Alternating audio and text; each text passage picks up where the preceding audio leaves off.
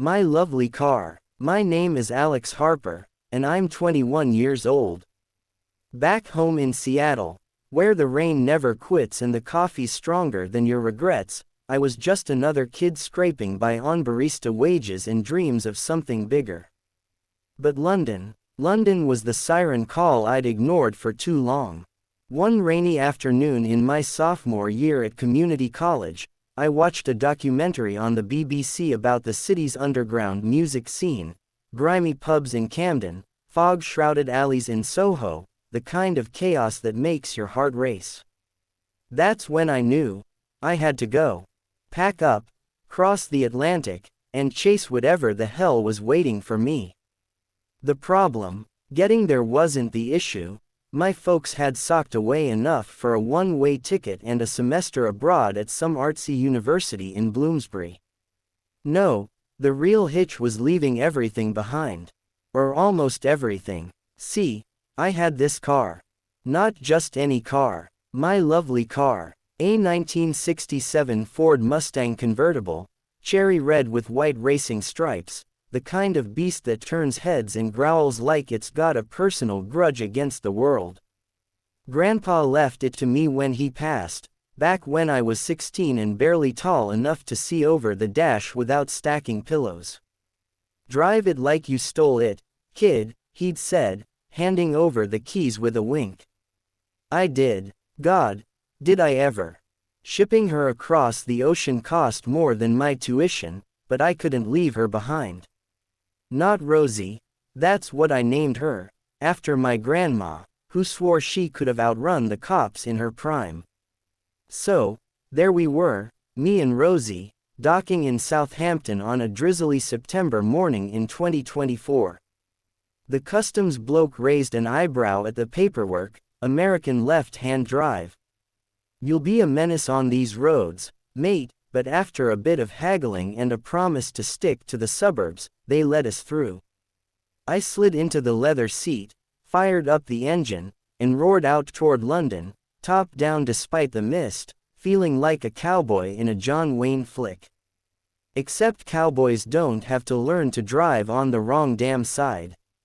The first week was a blur of orientation packets, cramped hostels, and that bone-deep exhaustion from jet lag. My flat was a shoebox in Whitechapel, peeling wallpaper, a loo that sounded like it was auditioning for a horror movie, and a roommate named Tariq who blasted grime at 3 a.m. but made the best chai I'd ever tasted. I parked Rosie on a side street, under a flickering street lamp, and every night I'd peek out the window to make sure she was still there. London wasn't kind to classics like her. The air was thick with diesel fumes, and the cobbles threatened to swallow her tires whole. But oh, the city. I fell hard. Mornings started with black coffee from a cart near the tube, then lectures on graphic design where professors droned about Bauhaus like it was gospel. Afternoons were mine. Wandering the Thames, sketching graffiti on brick walls, losing myself in the British Museum's endless halls. Rosie stayed mostly idle. Those days, her hood up against the perpetual gray. I told myself it was fine, she was my anchor, a slice of home in this foreign frenzy. But deep down, I missed the wind in my hair, the rumble under my feet. Seattle's highways were straight shots to nowhere, London's were a labyrinth of roundabouts and rage. It was on a crisp October Saturday that things shifted. I'd been dodging emails from Mom, "Are you eating? Is it safe?" and needed to clear my head. I grabbed the keys and hit the streets, navigating the snarl of traffic toward Hyde Park. Driving left felt less like betrayal now, more like a dance. Rosie purred as we weaved past black cabs and double-decker buses, her V8 heart unfazed by the narrow lanes. I cranked up the radio, BBC Six music blasting Arctic Monkeys, and let the city unfold. That's when I met her. Or rather, when Rosie did.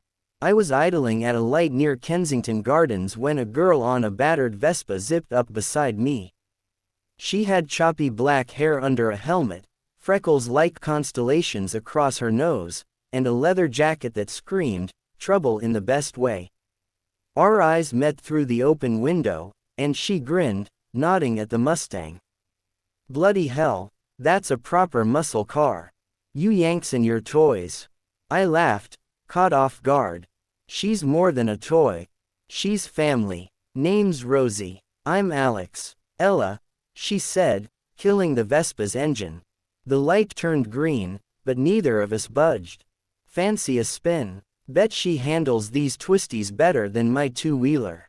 Before I knew it, Ella was in the passenger seat, helmet ditched on the dash, and we were tearing out of the city toward Richmond Park. The deer scattered as we barreled down the A307, leaves crunching under tires, the Thames glinting like shattered glass to our left. Ella whooped as I downshifted into a curve, her hand brushing mine on the stick shift. God, I miss this, she confessed over the wind. Grew up in Bristol with a dad who restored Jags, but Mum made him sell 'em all when we moved here. Practicality over passion, she said. We talked for hours, about her graphic novels, my half-baked sketches, the way London chews you up and spits you out polished. By sunset, we were parked on a hill overlooking the city, fish and chips wrappers crumpled at our feet. Rosie's engine ticked as it cooled, a steady heartbeat in the quiet. Ella leaned back, staring at the skyline. You know, most lads here drive minis or nothing at all. You're like a relic from another era. A good relic, I asked, heart thumping louder than the V8 ever could. She turned, her eyes green as the park below. The best kind. That night, back in Whitechapel, I couldn't sleep. Tarek was out, the flats silent except for the distant wail of sirens. I thought about Ella's laugh, the way she'd traced the Mustang's dashboard with her fingers like it was Braille. And Rosie, my lovely car, the bridge between worlds. She'd brought me here, hadn't she? From rainy Seattle garages to this electric city pulse. But London wasn't all romance and red paint. The cracks showed quick. My student visa had a pesky clause about no employment, but rent doesn't pay itself. I started sketching freelance gigs, logos for pubs, posters for indie bands, hustling on the sly. One gig led to another, and soon I was deep in the East End scene, delivering designs on foot because parking Rosie anywhere near Shoreditch was a gamble. Thieves eyed her like fresh meat. Once, I found a scratch along her fender, deep enough to draw blood if she had veins. Worse was the isolation. Classes were full of posh kids with trust funds and accents like velvet. I stuck out, too loud, too American, with my faded Seahawks hoodie and stories of drive-through tacos. Ella helped, pulling me into her orbit. Gigs at the 100 Club, midnight rambles through Leek Street tunnels where street artists bombed the walls with neon chaos. We'd pile into Rosie after, her backseat stuffed with spray cans and half-eaten kebabs, racing back to her place in Hackney. Ella lived in a warehouse conversion, exposed brick, fairy lights strung like spiderwebs, canvases leaning against every wall. Her art was raw, fractured cityscapes, figures dissolving into smog. London's a thief, she'd say, paint smudged on her cheek. Steals your edges, leaves you sharper. We'd make love on a mattress shoved against the window, the city lights flickering like distant fires. Afterward, tangled in sheets, I'd tell her about home, the endless evergreens, the ferries cutting through Puget Sound. She'd listen, head on my chest, and whisper, "Bring me there someday." In Rosie, winter hit like a freight train. Fog rolled in thick as soup, turning drives into blind faith. Rosie's headlights cut golden tunnels, but the cold seeped into her bones, well, her radiator. One morning in December, she sputtered to a halt on the Euston Road, steam hissing like an angry cat. I cursed, hood up, poking at hoses while commuters streamed past, umbrellas blooming like black flowers. A tow truck hauled us to a garage in Clerkenwell, run by an old codger named Bert with grease-blackened hands and stories for days. Yank import, eh? These Yanks are built tough, but London's got teeth. He patched her up. New thermostat, flushed lines, for a price that made my wallet weep. While I waited, nursing a tepid tea, Bert leaned on the workbench. What's a lad like you doing with a girl like her in a city like this? She don't belong. I shrugged. Neither do I, he chuckled, wiping his hands. Ah, but that's the rub. We all chase what don't fit. Me, I had a '59 Triumph once. Rode her to Dover, thought I'd cross to France and start over. Wife said no. Kids, mortgage, the works. Sold her for a tenner down the pub. Regretted every frost. His words stuck. That night, Ella and I fought. Stupid stuff, really. I'd blown a deadline on a poster for her friend's band, too busy tinkering with Rosie to notice the clock. You're always running back to her.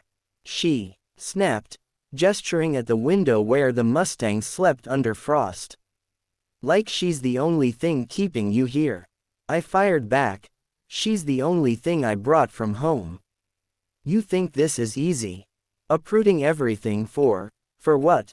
A city that hates right-hand turns. Ella's eyes flashed. For us, you idiot. For this. She waved at the flat, the art, the tangled life we'd built. But I stormed out, keys in hand, and peeled into the night. The drive was reckless. Too fast through Islington, rain lashing the windshield like accusations.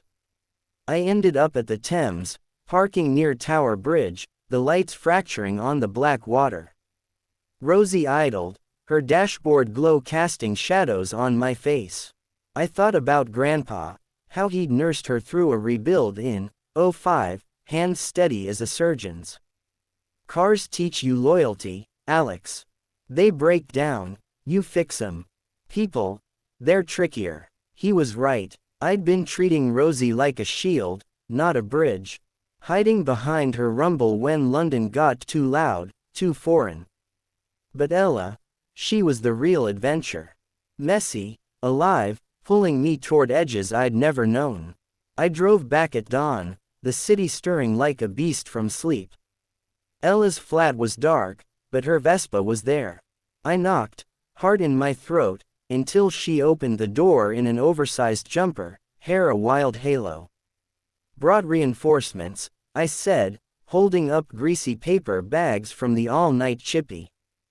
And a truce. She eyed me, then the bags, a smile cracking through. You're a knob, Harper. Guilty. We ate on the floor, shoulders touching, the fight dissolving like sugar in tea. Later, as snow flurried outside, London's rare gift, we bundled into coats and took Rosie out. Top up against the chill, but heater blasting, we cruised to Greenwich, parking by the Cutty Sark. The clipper ship loomed, masts like skeletal fingers against the pale sky. We walked the pier, hands linked, breath fogging the air. You know, Ella said, leaning on the railing, I think Rosie's growing on me.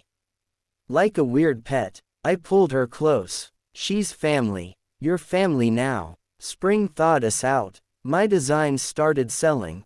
Posters for the Ica, album art for a synthwave band in Brixton.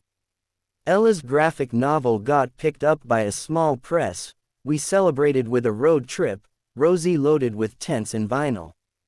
We hit the Cotswolds first, rolling hills, stone villages that looked plucked from a postcard. Then north to the Lakes District, where Wordsworth once wandered. Rosie handled the switchbacks like a champ, though the left side grit meant a few white-knuckled moments. One evening, camped by Windermere, fire crackling, Ella sketched me at the wheel, Rosie's curves echoing hers, fierce and unyielding. This is us, she said. Barreling through, no map. Back in London by May, the city bloomed, cherry blossoms in Regent's Park, markets heaving with spice and song. I aced my finals, visa extended for another term. Rosie got a polish, her red gleaming under summer sun. We drove, everywhere. Notting Hill Carnival, where bass thumped through her frame, Hampstead Heath at midnight, stars punching holes in the canopy. But stories like mine don't end tidy. In July, a letter came, Dad's cancer, stage 3. Seattle called me home. I booked the flight, gut twisting. How to say goodbye to Ella, to this life we'd stitched from scraps. We took one last drive, Rosie top down, weaving to Dover. The white cliffs rose like a farewell wave. At the ferry port, engine off, we sat in silence.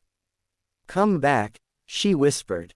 Both of you. I will. I kissed her, salt on our lips from the sea wind. Shipping Rosie again felt like ripping out a rib, painful, necessary. But as the ferry pulled away, London shrinking to a smudge, I knew, she'd changed me. The boy who'd crossed an ocean in a red convertible wasn't the same. Sharper edges, yes, but fuller heart. Now, 6 months later, I'm back in Seattle rain, Rosie garaged but humming in my dreams. Ella's texts light up my phone, sketches of her new flat, teases about Bristol weekends. Hurry up, cowboy, the wrong side of the road misses you. I smile, keys in hand. Grandpa was right, loyalty's a fix-it job. In mine, it's got 4 wheels, a V8 soul, and room for 2. London's waiting, so are we.